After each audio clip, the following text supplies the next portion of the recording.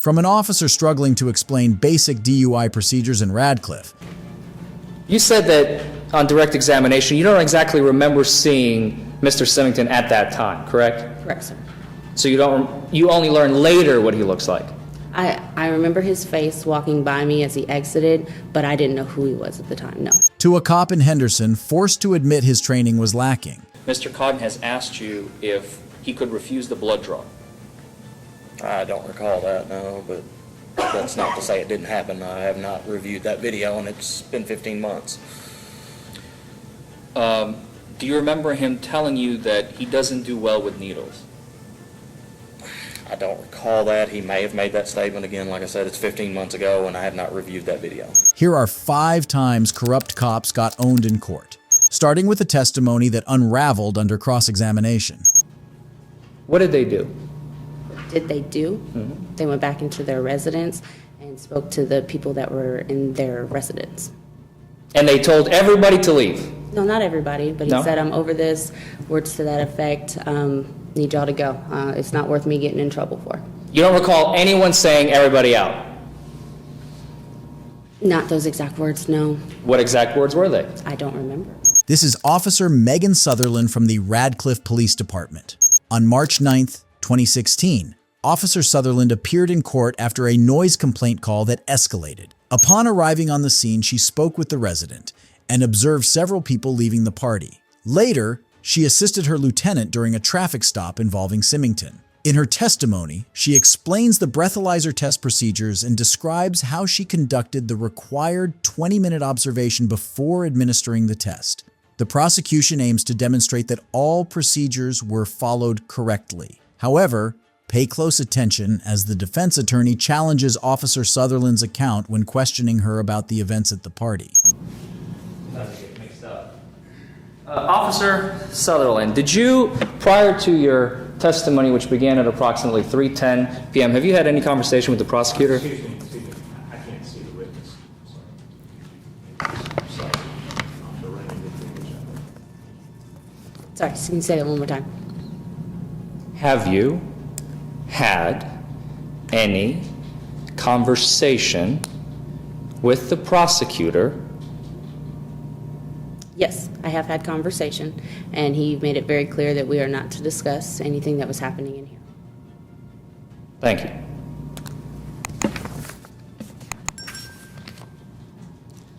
You responded to a call from dispatch, correct? Correct.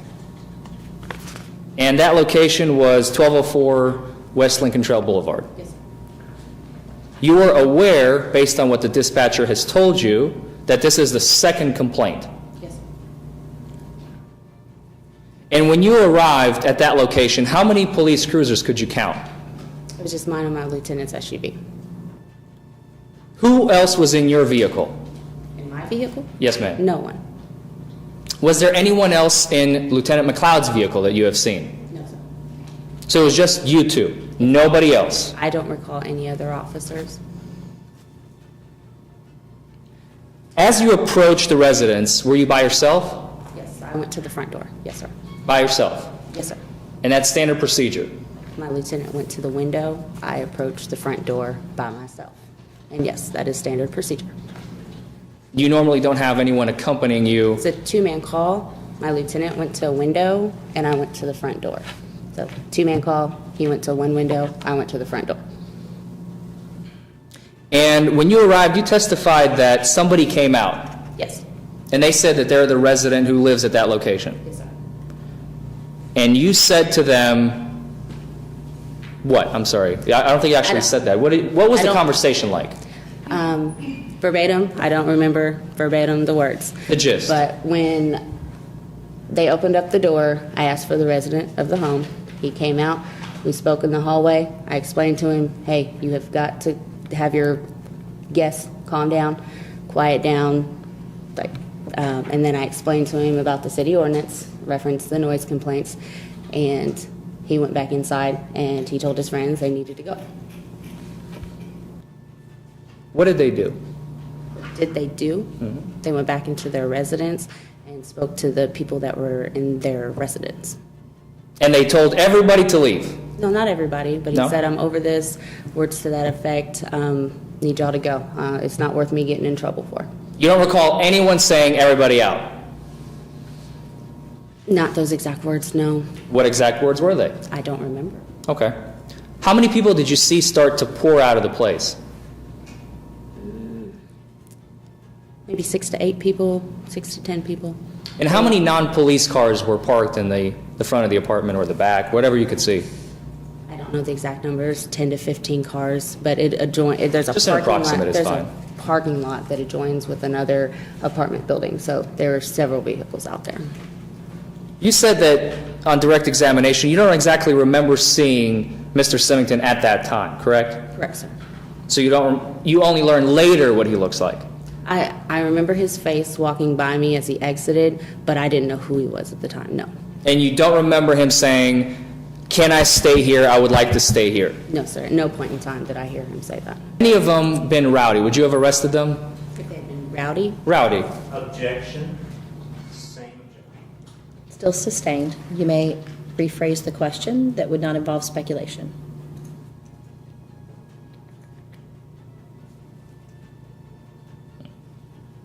I'll move on, Judge. You had, after you saw actually, let me back up. I apologize. While you're outside, how many additional police cruisers arrived on scene? I don't recall any other cruisers that were on this scene. I've looked at our dispatch calls for service logs. I didn't see anybody else call out there, and we have a very strict policy. If your boots hit the ground, radio better know where you're at. And I don't recall anybody else calling out there. I don't remember seeing any other vehicles in the area. So it is your testimony to these, ladies and gentlemen of the jury, today, that there were only 2 police cruisers at 1204 West Lincoln Trail Boulevard at 3 o'clock in the morning. Yes, that is my testimony. Thank you. I do not recall any other vehicles out there. Next, I would like to discuss very briefly, you have followed Lieutenant McLeod's SUV as he was leaving, correct? No. You were not at the scene where the field sobriety tests were conducted by Mr. Symington. I showed up after. It was, I don't know the exact time, but I stayed behind while he left, and I had heard his location on the radio, so shortly after he had began his traffic stop, I had headed in his direction. Did you talk to anyone on scene? On scene. I think there were some passengers, but I don't remember what our conversation was. You don't recall ever saying to one individual, "This is bullshit," pardon my language, "he should fight this," meaning he, Mr. Symington? No, at no point in time did I say that. That's all the questions I have, Judge. During cross-examination, Officer Megan Sutherland was completely undermined as the defense attorney exposed her memory gaps, contradictions, and questionable credibility. She struggled to recall key details, hesitated when pressed about the breathalyzer observation period, and was caught off guard when confronted with her alleged statement that the case was unfair. As she fumbled through her responses, her confidence crumbled, making her look unreliable in front of the jury. By the end, it was clear her testimony had been severely weakened, if not entirely discredited. If you think Officer Sutherland was the only corrupt cop who got owned in court, wait until you watch this next case. Did you arrest Mr. Cotton for DUI based solely on the nystagmus? No. You mentioned that the smell of marijuana isn't illegal. That's But correct. did you arrest Mr. Cotton based solely on the fact that he smelled of marijuana? No. I said that running out of gas isn't illegal. Did you arrest Mr. Cotton on October 21st, 2018, just because he ran out of gas on the bridge? No. This is Officer Matt Forker from the Henderson Police Department. On January 10, 2020, Officer Forker responded to a vehicle collision on a bridge and identified the driver as Mr. Cotton, who admitted to driving. Notably, the officer detected the smell of marijuana coming from both Mr. Cotton's vehicle and his person. Mr. Cotton underwent several field sobriety tests, and therefore, Officer Forker noted multiple signs of impairment, including missed steps and poor balance. Mr. Cotton was read his implied consent rights for a blood test but refused after being given time to consult an attorney. He was then transported to the detention center and booked for DUI. However, pay close attention as the officer is questioned about his actions. Watch how his narrative begins to crumble and reveal inconsistencies. To explain the body camera situation, when I initially arrived to the bridge, I had activated my emergency equipment. The way the camera system is set up, the camera automatically kicks on. That includes the camera we wear on our bodies. I conducted my traffic investigation for the collision. When I realized that I was going to be carrying on a different investigation with Mr. Cotton, I stopped my body camera and restarted it. So the video that you're going to see actually picks up after my initial contact with Mr. Cotton. All right. So after this point, you've made these observations. What would you do next? After speaking with Mr. Cotton, searched his vehicle. I found what we refer to as shake. It's leftover particles of marijuana inside the vehicle. Also found a what we refer to as the guts of a Rillo. It's the tobacco from inside of a cigarillo. Located that in the vehicle. At that time, I conducted field sobriety on Mr. Cotton. Began with the horizontal gaze nystagmus test. You have your body camera. Correct. And in this case, you also had a cruiser rear camera that is facing the suspect if they're in custody. Correct. Did you have a chance to review that portion of the video I did not. before coming here today? Did not. But you knew that it was recording Yes. and that it was tendered both to the prosecution and to the defense. Yeah. And it does have audio capability as well. It's not just video. It should, yes. And on the way to the hospital, do you recall that before you even got to the hospital, which is the portion that we have seen, Mr. Cotton has asked you if he could refuse the blood draw? I don't recall that, no, but that's not to say it didn't happen. I have not reviewed that video, and it's been 15 months.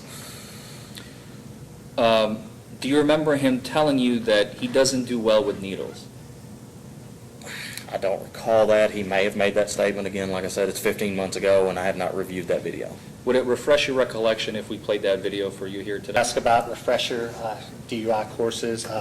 During the 11 years that you've worked as a law enforcement officer, have you continually been on patrol and dealt with DUIs? I have.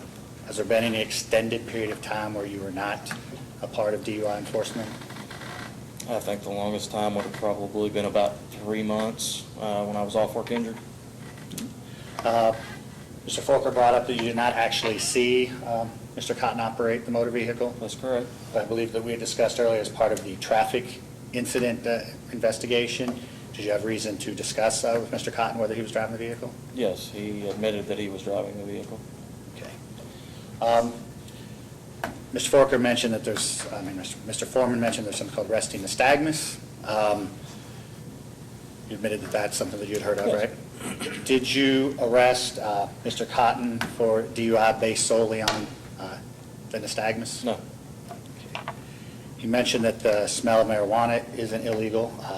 That's But correct. did you arrest Mr. Cotton based solely on the fact that he smelled of marijuana? No. I said that running out of gas isn't illegal. Did you arrest Mr. Cotton on October 21st, 2018, just because he ran out of gas on the bridge? No. All right. Again, could you tell what were the reasons that you arrested Mr. Cotton for DUI? The field sobriety testing, the smell of marijuana coming from his person as well as his vehicle. So you said it was the totality of the Those are really circumstances. circumstances, yes. The officer acknowledged that merely smelling marijuana in a vehicle is not a crime. Additionally, the 2 clues observed in the HGN test were within the passing range, and no further drug impairment tests were conducted. The defense highlighted inconsistencies in the officer's observations and testing, emphasizing his failure to recall all DUI test criteria and his limited training on drug-related impairment. With no definitive evidence of impairment, the case against Mr. Cotton appeared weak. The defense also pointed out that field sobriety tests are primarily designed to detect alcohol impairment, not marijuana use. If you think this was the peak of a cop getting exposed in court, just wait until you hear about this next case. You weren't there at the tax assessor's office, correct? On July 15, 2021. No. So you don't know why the door in the tax assessor's office was closed on July 15th, 2021, do you? Just by Objection. This calls for speculation. If you know, he's asking if you know why the town assessor's office, city assessor's office door was closed that day. I know why. Okay, you can give the answer. This is Sergeant Jacob Ellis from the Danbury Police Department. In early 2023, Mr. Reyes, a strong advocate for First Amendment rights, entered City Hall to film in a public area. As he exercised his right to record in a government building, security personnel attempted to enforce sign-in policies and filming restrictions. Despite resistance from security officers, Mr. Reyes stood firm in his stance. The situation escalated when a security guard physically restrained him, allegedly restricting his movement. Mr. Reyes asserted that his detention was unlawful and that he had every right to film in a public space. Sergeant Ellis responded to the incident with his body camera capturing the exchanges. However, suspicions of evidence tampering arose when a reportedly derogatory remark made by Sergeant Ellis was missing from the recorded footage. Watch how this matter was addressed in the court. Specifically with respect to Exhibits 2 and 5, is there anything in the policies that we've gone over here and that you're familiar with that states Mr. Reyes is compelled to provide a purpose to enter your office? My office, not the Correct, city your hall office, correct. Not in these policies. So that's a no, correct? That's a no. And I'll leave them up there. You also testified 3 minutes ago when the state asked you questions about what's going on in the office and the Mr. Reyes actors, that he also had no reason to be there, correct? Correct? Okay. Can you tell me in Exhibits 2 or 5, the policy, whether or not it compels Mr. Reyes to give you a reason to enter your office?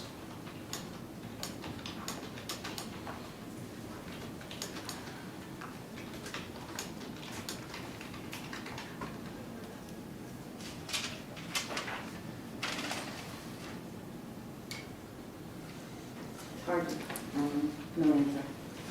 Is that a no? I can't answer it. yes or no. is no answer. You can't answer.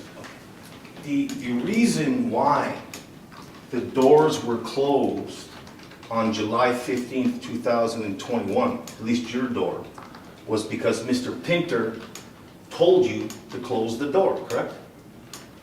Correct.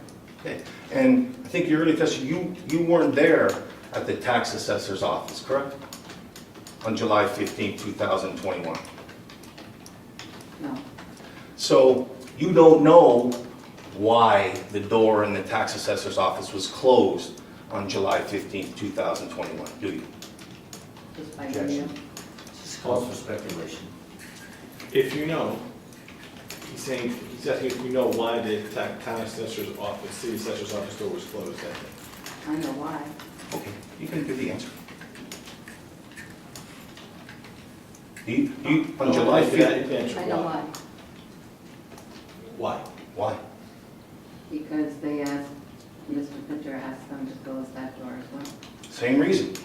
Reason why the two doors are closed is Mr. Pinter gives an order to you and whoever's responsible for the door in the assessor's office to close the door, correct? Yes. And are you familiar with whether or not Mr. Pinter has ever told anybody to close the door before July 15th?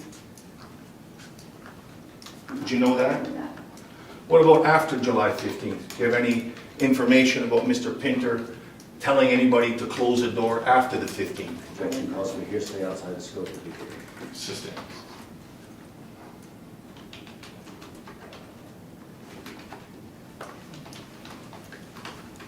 Do you know, ma'am, as you sit in the witness box today, and I don't want to know any words, whether or not Mr. Pinter has ever told anybody in the city hall to close their door after July 15th?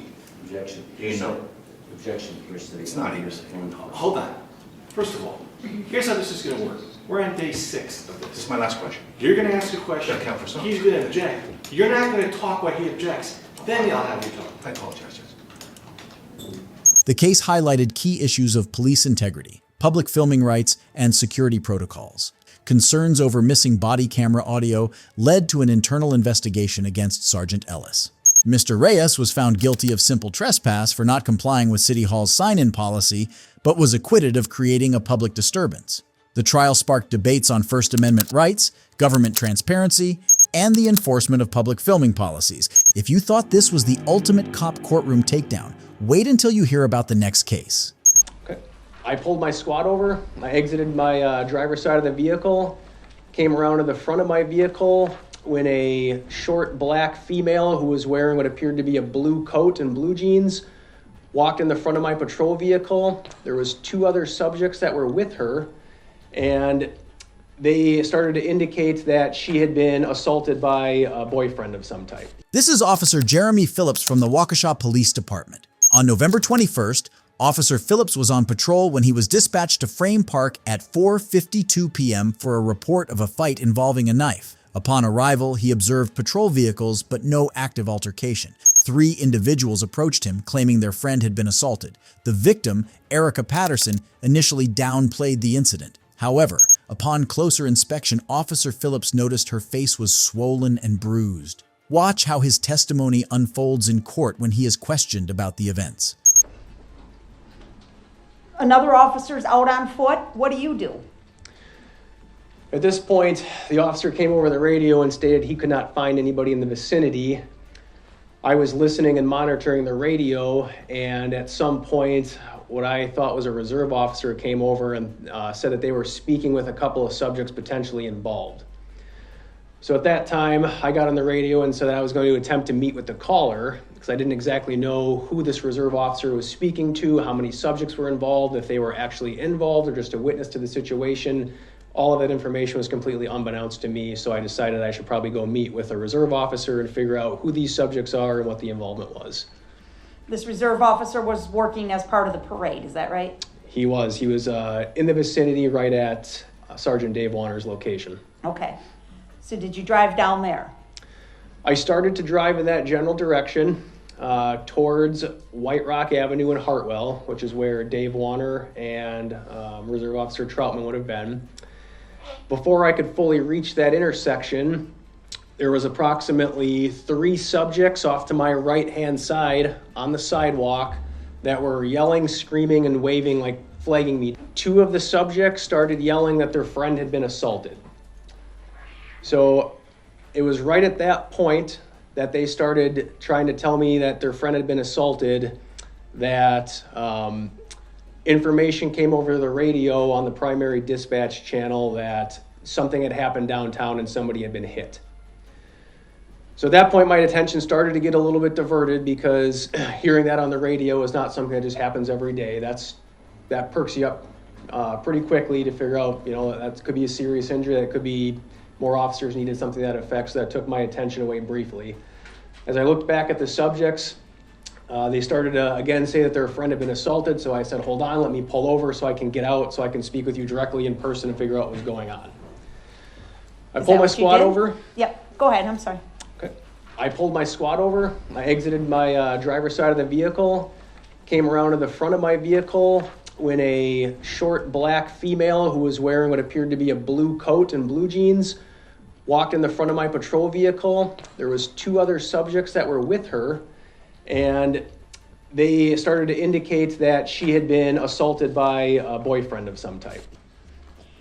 Did you attempt to render aid to some injured individuals? There was approximately 2 to 3 individuals I can remember talking to directly. They were all members of the band. I don't know which band it was. It was one of the high school bands. They were in the vicinity just west of Barstow on Main. There was a number of them laying in the street, obviously injured. I had face-to-face contact with a few of them laying on the ground. There were parents screaming at me to help their kids. I did what basic measures that I could take as far as emergency life-saving goes. I checked pulses. I asked them to squeeze my finger, asked them what hurt, what they could move. The 2 or 3 I talked to could still move. They could still talk. They could tell me what hurt. There were multiple people standing around them also providing aid. At that point, some of the radio traffic that I was picking up on, I was gathering that potentially a vehicle had driven through the parade and hit some of these individuals. I contemplated throwing some of these people in my patrol vehicle and trying to get them to a hospital. However, my vehicle just simply isn't equipped to have that kind of space or room to do that.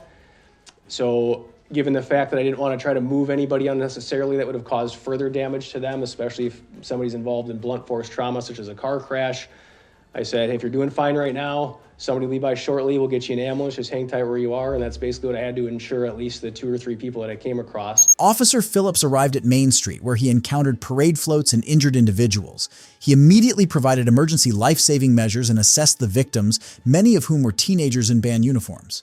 Afterward, he resumed investigating Erica Patterson's complaint, identifying her through police records and uncovering past complaints linking her to Darrell Brooks. He also learned that Brooks was associated with a red SUV, the same vehicle suspected in the downtown incident. The proceedings of this case are not fully known. If you think this was the last corrupt cop who got owned in court, then you probably aren't aware of the next case. These instructors now teach a revolutionary defensive tactics system based on Gracie Jiu-Jitsu. These tactics are more effective at subject control. Instead of pain compliance through strikes, kicks, tasers, etc., utilizes mechanical control holds and body positioning. This is Officer Michael Amiot from the Euclid Police Department. On August 12, 2017, Officer Amiot pulled over Mr. Hubbard for an alleged traffic violation. The encounter escalated when Officer Amiot ordered Mr. Hubbard out of the vehicle. A physical altercation ensued, during which Officer Amiot was captured on video repeatedly punching and kicking Mr. Hubbard while attempting to restrain him. Good morning. Good morning. Thank you to the court for allowing me a few minutes to speak. It's been a long road. I was 31 years old at the time of this incident. I'm 37 today. As I get older, I tend to put things in perspective more. We're all molded and shaped by our experiences in life and the outcomes of those experiences. This incident is no different for me, and I learned a lot as I look back. I know I've certainly changed in many ways, far from a perfect person. The one thing I've always done is look back and reflect on my mistakes and failures. It is very important for personal growth. History is a great teacher. The only problem is you can never change it. You can't rewrite it. You can only learn from it. It feels like we've been polarized to feel that people on both sides of this topic are either all good or all bad. But the truth is more nuanced than that. The procedure leading up to this moment has exposed me to what defendants are really up against once they're accused in this system. This case was investigated by numerous outside agencies. With the media attention the case got, it certainly should have been. After all, investigations are a search for the truth. In the aftermath of this incident, the department started looking at alternative use of force training that does not rely on striking. Several officers were sent to become Gracie survival tactics instructors. These instructors now teach a revolutionary defensive tactics system based on Gracie Jiu-Jitsu. These tactics are more effective at subject control. Instead of pain compliance through strikes, kicks, tasers, etc., utilizes mechanical control holds and body positioning. I think the leadership of my department would attest that I've championed these efforts. Early data from one department utilizing this program regularly shows a 48% decrease in officer injuries and a 53% decrease in suspect injuries based on employment of Brazilian Jiu-Jitsu in their patrol division. The department found that physical confrontations with suspects were 200% more likely to be injured by an officer that did not have the same training. They also reported a decrease in taser usage and workers' comp claims by $70,000 per year, which was significantly less than the cost of the program. I'm proud to share this is now part of our Euclid Police Department's annual defensive tactics training program. Previously, I had 4 hours of training every 3 years. Now the training is completed at least on an annual basis. I've personally taken at least almost 100 hours of training outside the police department and around the state pertaining to use of force and human relations since this incident. The Euclid City Council has provided funding to officers, giving them the option to seek additional training, additional use of force training on the officer's own time at a local Gracie Jiu-Jitsu school. The school is owned and operated by another local police officer. I've taken full advantage of this opportunity so far, and out of all the officers participating in the program, I've advanced the furthest and attained the most rank since this training program began. Euclid received some grant money through COVID. I worked with a group of officers to get some of that money to build a new use of force training room. We were given approximately $20,000 for materials to price, design, and build a new defensive tactics training area. I helped design the new room. I personally constructed a large 1,120 square foot training mat, complete with wall mats and department logos. I put in every screw, nut, and bolt into the new training area myself. We've never had anything like it before. I worked with one of the defensive tactics instructors to create waivers so we can use the new training area on our own time, using department techniques to get the repetitions we need to not only be more effective on the streets, but to keep suspects and officers safer during these encounters. I want to end by saying I'm not an advocate for or against use of force. Everything I did on that day was based on my training and experience. From here on out, I'll be an advocate for subject control training department-wide going forward, so we can all be at our best when the time comes. I have a deep respect and love for the citizens and this community. I want to do my best to serve them. After all, it's what they deserve. Before his sentencing, Officer Michael Amiot reflected on his mistakes, growth, and the challenges of law enforcement. He discussed public perception, police training, and the scrutiny he faced. Initially fired from the Euclid Police Department, he was later reinstated.